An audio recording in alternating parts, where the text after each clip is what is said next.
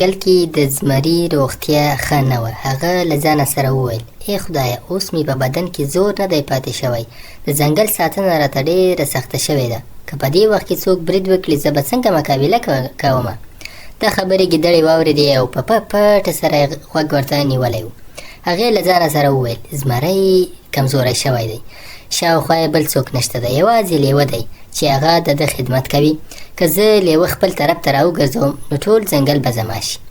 په همدې نیت ګیدړه لیوه ته ورغله او ورته یې وویل: ته دومره کلونه د زمري خدمت کوې، خو تر اوسه یې تا ته څه درکړي دي؟ لیوه وویل: ولې داسې بې ځایه خبرې کوې؟ ګیدړې وویل: نن رښتیا درته وایم. لیوه وویل: د زمري خدمت کول زما دنده ده، هغه ماته د دې په بدل کې انعام راکوي. ګیدړې وخندل او ویې ویل: بس همدا انعام که زه د زمري په ځای وای نو تا ته به مې بچی درکړی وای، ځکه زمری اولاد نه لري. ته به زما تر ټولو نږدې کس وای.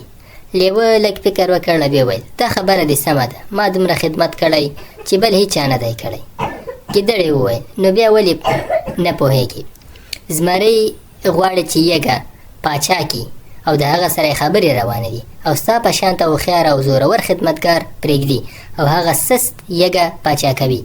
دا ډېر د افسوس خبره ده. لیوه په غوسه سره وویل: افسوس، ما ټوله شپه ویښه تېره کړه، خدمت مې وکړ او اوس غواړې چې ما پرېږدي؟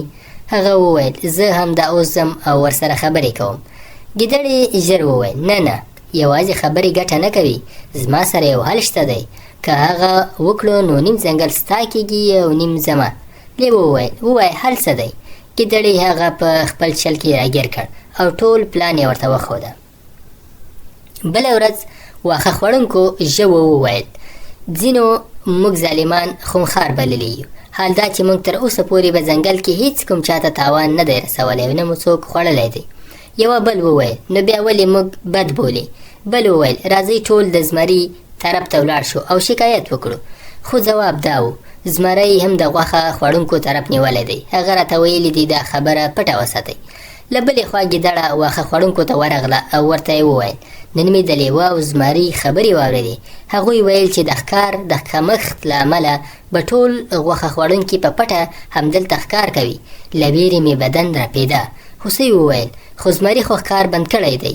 ګیدړې وویل: ما خبرې واورېدلې، خو هغوی راته د مرګ ګواښ هم کړی دی.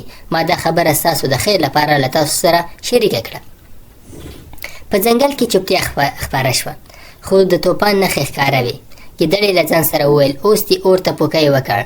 بله شپه لیوه د ښکار لپاره ووت او واښه خوړونکی ژوه یې وواژه، هغه یې راوړ ویې خوړ.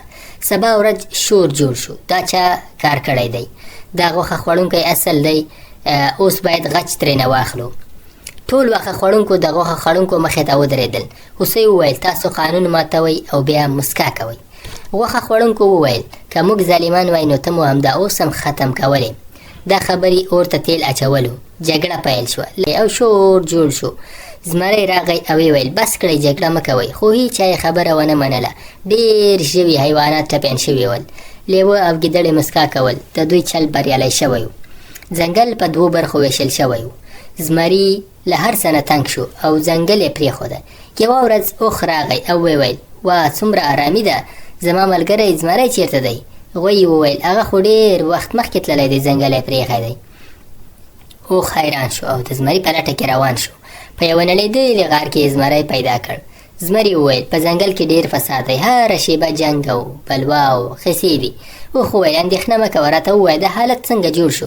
زمري وویل: دا هر څه د لیوه او ګیدړې له لاسه، د باچاهۍ هرڅ یې دا ټول حیوانات په برخو سره وویشل. اوښ وویل: دا کار موږ ته پرېږده.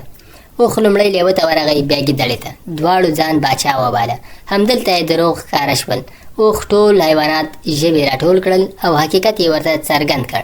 لیوه او ګیدړه یو بل سره ونښته او خپله ګناه یې ومنله.